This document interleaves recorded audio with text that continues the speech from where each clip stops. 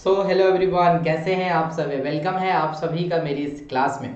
तो दोस्तों, आप सभी को जो है मैं एक फिर से इंफॉर्मेशन लेके आया हूं और आज जो है हम लोग बात करेंगे और चर्चा करेंगे एनटीएसी के एग्जाम के बारे में। अब ये एनटीएसी का एग्जाम क्या है, ये कब कंडक्ट होता है, ये कौन कौन जो बच्चे इस एग्जाम को दे सकते हैं, उन सभी के बारे में इस क्लास में जो है हम लोग डिस्कशन करेंगे। और इस वीडियो में मैं प्रॉपर आप लोगों को एनटीएसी के बारे में बताऊंगा कि एनटीएसी आखिर है क्या और एनटीएसी का एग्जाम जो है कौन दे सकता है, एनटीएसी का एग्जाम जो है कब कंडक्ट होता है, इसका एग्जाम कब से नहीं हुआ है, ये ज़्यादा इंपॉर्टेंट क्वेश्चन है।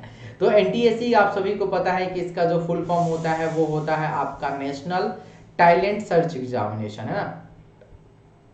नेशनल टैलेंट सर्च एग्जामिनेशन यानी इसका जो फुल फॉर्म हो गया वो हो गया नेशनल टैलेंट सर्च एग्जामिनेशन। ये हर एक साल कंडक्ट करवाया जाता है उन बच्चों के लिए जो बच्चे क्लास 10th में हैं, यानी जो भी बच्चे क्लास 10th में हैं उन सभी के लिए जो है एग्जाम कंडक्ट कराया जाता है एवरी ईयर। लेकिन मैं आप लोगों को बता दूं कि पिछले कुछ सालों से जो है इसका एग्जाम नहीं हो रहा है, पिछले कुछ सालों से जो है इसका एग्जाम जो है अभी नहीं हुआ है। लेकिन हो सकता है कि इस बार आपका एग्जाम हो और इस 2024 वाले सेशन में आप हो सकता है तो एग्जाम होने की जो है संभावना है। अभी एग्जाम जो है होल्ड इसलिए किया गया था क्योंकि कुछ पैटर्न में जो है ये लोग चेंजिंग ला रहे हैं, है ना। पैटर्न में ये जो है कुछ चेंज ला रहे हैं, यानी पैटर्न जो होगा कुछ चेंज होने वाला है। अब पहले जो इसका स्कॉलरशिप मिलता था आप सभी को पता था कि 1250 रुपए जो है आपको पर मंथ मिला करता था, लेकिन मेरे ख्याल अब ये कुछ चेंजिंग कर रहे हैं। हो सकता है ये 1250 जो है ये आपका 2000 से लेके 3000 के बीच में मिले। अब जब ये पैटर्न जब चेंज होगा तो आपको पता है कि एग्जाम के पैटर्न में भी चेंज हो सकता है। अब एग्जाम के पैटर्न में जो चेंज होगा मैं आपको वो बाद में बताऊंगा जब ऐसे कोई इंफॉर्मेशन आएगी कि एग्जाम के पैटर्न में जो है चेंजिंग हुए हैं, एग्जाम के पैटर्न में कुछ चेंज हुआ है। फिलहाल इसके पहले तक का जो एग्जाम हुआ करता था ना उसमें आपको एनटीएसी में मैथ सिलेबस हुआ करता था, एक अपना वर्बल होता था और दूसरा जो है अपना नॉन वर्बल हुआ करता था। ये एक पूरा मेंटल एबिलिटी का पार्ट है जिसे हम लोग MAT के नाम से जानते हैं, यानी इसका मतलब है मेंटल एबिलिटी टेस्ट, जो कि पूरे आपके एनटीएसी में पूरे 100 क्वेश्चन जो है इस चैप्टर से आता है और पूरे इस सिलेबस से 100 क्वेश्चन आता है भाई। 100 क्वेश्चन का मतलब पूरा 50% का वेटेज अकेले जो है आपको मैथ वाला सेक्शन देके जाता था। अब इसमें आपको एनालॉजी पढ़ना था, classification, series, coding, decoding, direction, mathematical और operation, puzzle, logical venn diagram, logical sequence, word problem on clock, series, in missing character हमें पढ़ना था, alphabet, blood relation, truth statement, analysing reasoning, arithmetic reasoning और test के बारे में जो है हमें इसमें पढ़ना था।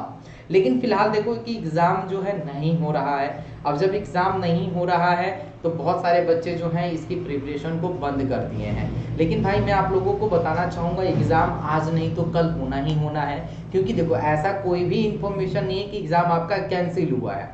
अगर कैंसिल हो गया होगा तो किसी का एग्जाम नहीं होगा, लेकिन आप इसकी प्रिपरेशन को जो है बंद नहीं करना है, आपकी इसकी प्रिपरेशन को जो है कंटिन्यू करना है ना। आप इस प्रिपरेशन को अगर बंद कर दीजिएगा ना तो फिर आपके लिए दिक्कत हो जाएगा कहीं अचानक से अगर एग्जाम आ गया, क्योंकि भाई मैथ और मैथ आपको पता है कि मैथ एंड मैथ ये दो ऐसे सब्जेक्ट होते हैं जिसमें आपको प्रैक्टिस की जरूरत होती है। अगर आप प्रैक्टिस करना छोड़ दीजिएगा तो ये आप जो है भूल जाइएगा, ठीक है। और नॉन वर्बल वाले पार्ट में क्या था आपके पास, क्लासिफिकेशन नॉन वर्बल वाला, है ना। इसको हम लोग बोलेंगे नॉन वर्बल क्लासिफिकेशन। ऊपर में लिखा हुआ है non verbal classification, paper folding cutting, paper को फोल्ड करना है, फोल्ड करके कट करना है। एनालिटिक रीजनिंग ये भी नॉन में आता है, नॉन वर्बल में आता है। इनकम्प्लीट फिगर भी नॉन वर्बल में आता है, सीरीज आता है, figure, water image, folding, analogy, dot situation, problem on cube and dice, ये सारे जो है नॉन वर्बल वाले पार्ट हैं। और नॉन वर्बल वाले पार्ट का भी जो वेटेज है, क्योंकि आपको पता है ये 50% का वेटेज अपने एग्जाम में देके जाता है और इसमें से भी जो है 35 और 15% का वेटेज रहता है, यानी 35 जो है वर्बल से आते हैं और 15% जो होता है वो नॉन वर्बल से आते हैं। कहने का मतलब 15 क्वेश्चन आपको नॉन वर्बल से देखने को मिल जाएगा, जिसमें आपको क्लॉक के क्वेश्चन मिल जाएंगे, जिसमें आपको डॉट सिचुएशन के क्वेश्चन मिल जाएंगे, इसमें आपको पेपर कटिंग फोल्डिंग का मिल जाएगा, उसमें आपको इनबिल्ट फिगर का मिल जाएगा कि 2 फिगर दिए रहेंगे, तीसरा गायब रहेगा, उसको उसमें एडजस्ट करना है। तो ये तो बात कर लिया हमने मैथ का। इसमें सेट में क्या आता है, तो सेट में भाई आप देख रहे हैं कि सेट में मैथमेटिक्स का जो है, मैथमेटिक्स है पूरा, मैथमेटिक्स जो आता है 20 मार्क्स का आता है, और ये सेट वाले सेक्शन में होता है। इसमें आपको अलजेब्रा पढ़ना है, बेसिक ज्योमेट्री पढ़ना है, परसेंटेज पढ़ना है, मेंसुरेशन पढ़ना है, playing with number, rational number, linear equation, arithmetic, direction, exponent, number system, surface area, trigonometry, probability, arithmetic, coordinate geometry, statics, cube and cube dice, quadratic equation, circle and triangle, simple compounded interest. यानी कुछ इसमें जो part होते हैं अपने जो government job वाले preparation बच्चे करते हैं, कुछ पार्ट उसमें क्या होते हैं, जैसे कि परसेंटेज हो गया, सिंपल इंटरेस्ट, कंपाउंड इंटरेस्ट हो गया आपका, पार्टनरशिप वाले क्वेश्चन हो गए, एज वाले क्वेश्चन हो गए, कुछ क्वेश्चन जो है यहाँ से भी पूछता है आपके।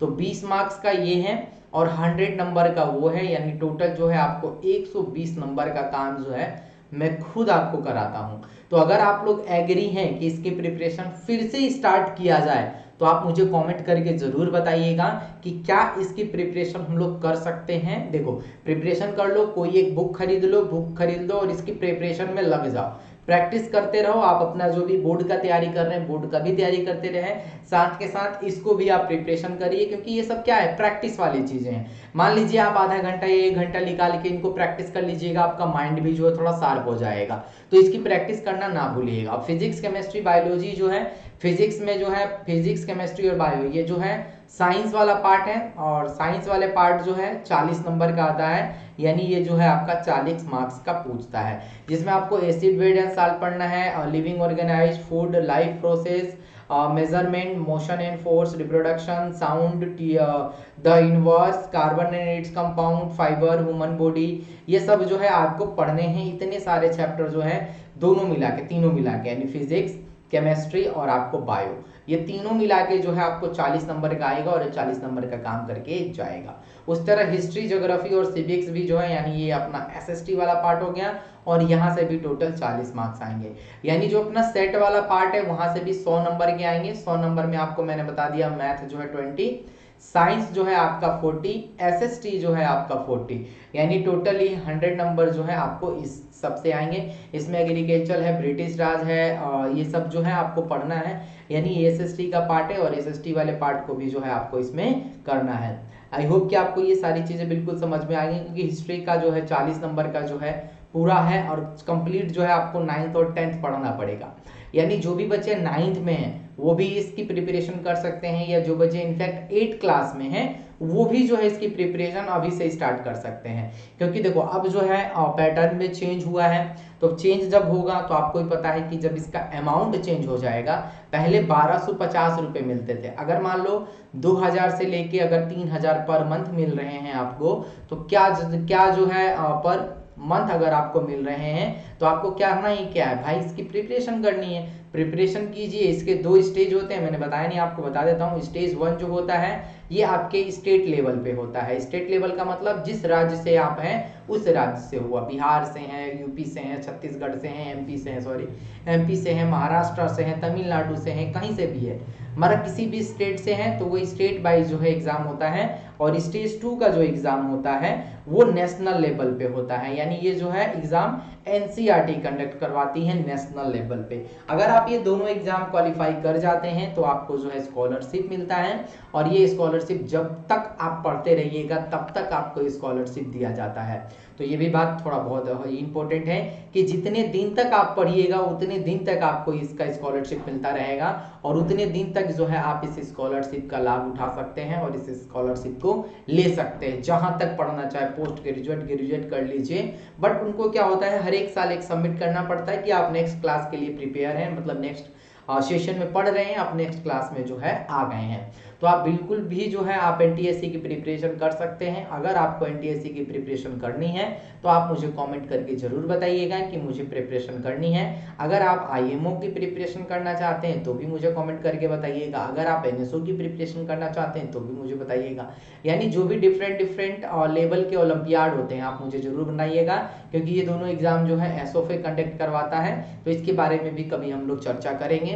फिलहाल आज एनटीएससी के बारे में हमने बताया। कैसा लगा आपको ये वीडियो जरूर बताइएगा। चैनल पे नए हैं तो चैनल को सब्सक्राइब करके बेल आइकन को प्रेस कर लीजिएगा। और हाँ, कमेंट करना ना भूलिएगा, कमेंट कीजिएगा, मुझे बताइएगा कि भाई क्या जो है क्लास स्टार्ट कर देनी चाहिए, क्या जो है आपको प्रिपरेशन कर देनी चाहिए। तो आप मुझे एक टाइम टेबल पहले आप कमेंट करके बताइए कि कितने बच्चे एग्री हैं कि क्लास होनी चाहिए।